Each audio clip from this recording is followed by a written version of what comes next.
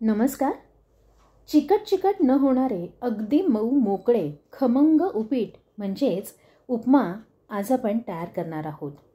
Perfect उपीट तयार करण्यासाठी आवश्यक अशा टिप्ससह ही रेसिपी आपल्याला पाहायला मिळेल, म्हणूनच हा व्हिडिओ संपूर्ण पहा. उपीट हा आपल्या लहानपणीच्या आठवणीतील एक खास नाश्ता आहे. आपल्या आई, मावशी, काकू, आत्या, आजी यांच्यासारखे आपले उपीट तयार होत नाही किंवा बाहेर हॉटेल किंवा लग्न समारंभात मिळते तसे उपीट जमतच नाही असं बरेचदा होते. म्हणूनच पारंपरिक पद्धतीने केला जाणारा आणि बाहेर मिळणाऱ्या उपम्यासारखे टेक्स्चर असणारा, घरच्या उपलब्ध साहित्यात झटपट तयार होणारा अगदी मऊ लुसलुशीत मोकळा खमंग उपमा तयार करण्यासाठी लागणारे साहित्य पाहूयात. इथे आपण 1 वाटी रवा घेतलाय. हा जाड रवा आहे. आपल्याला जर मोकळं असं उपीट हवं असेल तर आपण जाडसर रवा वापरावा. आपल्याला जास्त मोकळं उपीट नको असेल तर आपण बारीक रवा वापरला तरीही चालेल. 1 वाटी रवा घेतलाय. शेंगदाणे घेतलेले आहेत आपण आणि 2 ते 3 चमचे आपण उडदाची डाळ घेतलेली आहे. डाळ छान पुसून घेतली आहे. आजची रेसिपी आवडल्यास आपल्या चॅनलला सबस्क्राईब करा आणि बेल आयकॉनला क्लिक करा, म्हणजे नवीन येणाऱ्या रेसिपींचे नोटिफिकेशन सगळ्यात आधी आपल्याला मिळेल. इथे आपण 2 कांदे घेतलेत छोटे कापून, 1 टमॅटो घेतलाय आणि हिरव्या मिरच्या घेतल्यात. हिरव्या मिरच्या आपण आपल्या आवडीनुसार घ्या. इथे आपण एक भांडं घेतले, त्यात 3 वाट्या आपण पाणी घालून घेणार आहोत. 1 वाटी रव्याला 3 वाटी पाणी हे अगदी योग्य प्रमाण आहे. आणि आजची रेसिपी जर आपल्याला आवडली तर आपल्या चॅनलला लाईक करा, सबस्क्राईब करा आणि शेअर करा. इथे 3 वाट्या पाणी घेतले आणि आणखी थोडंसं मी अर्धी ते पाऊण वाटी जास्तीचं पाणी घेतलेलं आहे. पाणी आपण गरम करायला ठेवूयात आणि पुढची कृती पाहूयात. पण तत्पूर्वी आपल्या सर्वांचे आरोग्य रुची किचन कट्ट्यावर स्वागत करते. तर आता इथे पाणी गरम करायला ठेवलं आहे आणि कढई ठेवली आपण गॅसवर गरम करायला. त्यामध्ये आपण तो 1 वाटी जाडसर जो रवा आहे तो घालून घेतलेला आहे.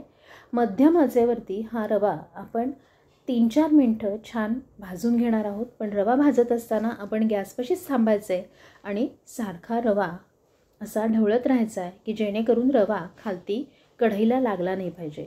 आपण रवा कसा भाजतो त्यावरही आपल्या उपीट कसे तयार होतं ते अवलंबून असतं. आता हा रवा भाजून झाला आणि मी एका प्लेटमध्ये गार करायला ठेवला आहे. इकडे कढईत तेल घालून घेतलं आणि त्यामध्ये शेंगदाणे घालून घेतलेत. शेंगदाणे आपल्या आवडीनुसार आपण कमी जास्त करू शकता. शेंगदाणे छान लालसर रंगावरती असे मी तेलात तळून घेतलेत आणि आता हे शेंगदाणे आपण एका प्लेटमध्ये काढून ठेवूयात. इकडे कढईमध्ये जे तेल राहिलं होतं त्यामध्ये मोहरी घालून घेते आहे. मला उपम्यामध्ये मोहरी जास्तीची आवडते म्हणून थोडी जास्त मोहरी घातली आहे. आणि मोहरी तडतडल्यानंतर त्यामध्ये उडदाची डाळ घालून घेतली आहे. उडदाची डाळ छान सोनेरी रंगावरती आपण परतून घेणार आहोत. हे बघा, आपण पाहू शकता उडदाची डाळ छान परतली जाते. ती छान परतली गेली म्हणजे त्याचा कुरकुरीतपणा आपल्या उपीटमध्ये छान आपल्याला दाताखाली खाताना येते ती डाळ. इथे डाळ छान आपली गुलाबी रंगावर परतून झाल्यावरती त्यामध्ये मिरच्या घालून घेतल्यात. लहान मुलं खाणार असतील किंवा तिखट कमी खाणार असाल तर आपण इथे 2-3 मिरच्या घातल्यात तरी चालेल. मी इथे 5 ते 6 मिरच्या घेतल्यात. मिरच्या थोड्याशा परतून घेतल्यावरती त्यामध्ये हे कांदे घालून घेतलेत. 2 छोट्या आकाराचे कांदे होते, 1 मोठा मध्यम आकाराचा घातलात तरीही चालेल. कांदाही आपण व्यवस्थित छान मिक्स करून घेऊयात. कांदा खूपही शिजवून नाही घेणार आहोत आपण की लगेचच टमॅटो घातलेला आहे.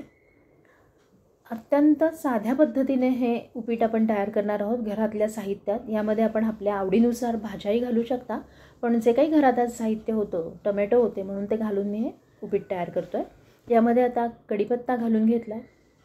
हे सर्व आपण व्यवस्थित मिक्स करून घेऊयात. त्याला थोडंसं मीठ घालून घेतलेलं आहे आपण. आणि मगाशी जे आपण 3.5 वाट्या पाणी गरम करायला ठेवलं होतं त्यातल्या 3 वाट्या पाणी मी आत्ता इथे घालून घेते आहे. हे बघा, बाकीचं उरलेलं पाणी आपण ठेवून देऊयात. साधारण हे प्रमाण अगदी योग्य आहे. 1 वाटीला 3 वाटी पाणी. कधीकधी रवा खूप जाडसर असेल किंवा हे असेल तर तो जास्त पाणी पितो, म्हणून आपण जास्तीचं पाणी गरम करून ठेवलं आहे. हे बघा, पाणी गरमच होतो त्यामुळे लवकरच उकळी आलेली आहे पाण्याला. आणि अशी छान उकळी आल्यावरच आपण त्यात रवा घालून घ्यायचा आहे, म्हणजे आपलं उपीट अगदी परफेक्ट तयार होतं. छान उकळी आल्यावरती त्यात आपण हा भाजलेला रवा घालून घेतलेला आहे आणि लगेचच आपण तो ढवळून घेतो आहे की जेणेकरून अजिबात त्यामध्ये गुठळ्या तयार होणार नाहीत.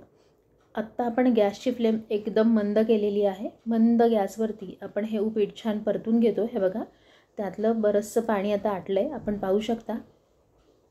रवा लगेचच पाणी आटून घेतो. हे बघा, रवा हा जाडसर आहे जरा, त्यामुळे आणखी त्याला पाणी लागणार आहे रवा शिजण्यासाठी.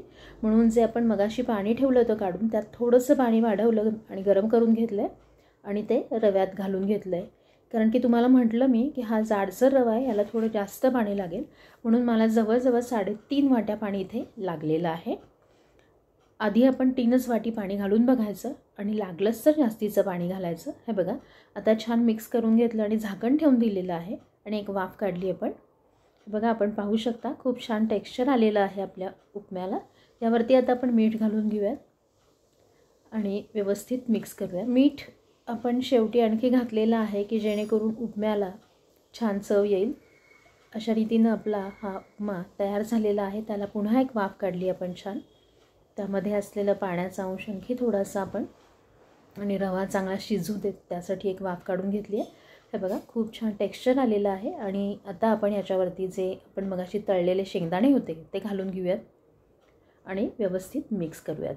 हे बघा, अशा रीतीनं आपला हा छान उपमा किंवा उपीट म्हणा हवं तर तयार झालेला आहे. गॅस बंद केला आणि त्याच्यावरती लिंबाचा रस घालून घेतला. लिंबाच्या रसाने त्याला एक छान चव येते. चटपटीत असा हा आपला उपमा तयार होतो. हे बघा, अगदी मऊ मोकळा आणि लुसलुशीत असा हा आपला उपमा तयार झाला आहे. पुन्हा एकदा आपण 5 मिनिटासाठी तो उपमा झाकून ठेवला आणि त्यानंतर आता आपण हा सर्व करतो आहे. तर आपण पाहू शकता खूप सुंदर असा रंग आला आहे. अगदी पांढरट असा रंगही नाही आला. पांढरट रंग म्हणजे तो रवा नीट भाजला गेला नाही आहे, पण खूप सुंदर असा रंग आला आहे. बघा, टमॅटो घातला, टमॅटोचाही छान रंग आहे त्याला आणि इतका सुंदर, पाहता क्षणी खावासा वाटेल इतका असा छान खमंग मऊ लुसलुशीत मोकळा आपला उपमा म्हणजेच उपीट तयार आहे. रेसिपी आवडल्यास आपल्या आवडत्या व्यक्तींबरोबर नक्की शेअर करा आणि असा हा पौष्टिक पारंपरिक आरोग्यदायी नाश्ता अगदी झटपट तयार होणारा सकाळच्या नाश्त्यासाठी किंवा कधीकधी संध्याकाळच्या जेवणासाठीही उत्तम पर्याय आहे. आपण कशा पद्धतीने उपीट तयार करता हे कमेंटमध्ये कळवा आणि अशा पद्धतीने आपण उपीट बनवून पहा आणि तेही मला कमेंटमध्ये कळवा. आणि पुन्हा भेटूया अशा छान छान रेसिपींसह. तोवर आनंदी रहा, आरोग्यदायी आणि रुचकर खा आणि पाहत रहा आरोग्य रुची किचन कट्टा. धन्यवाद.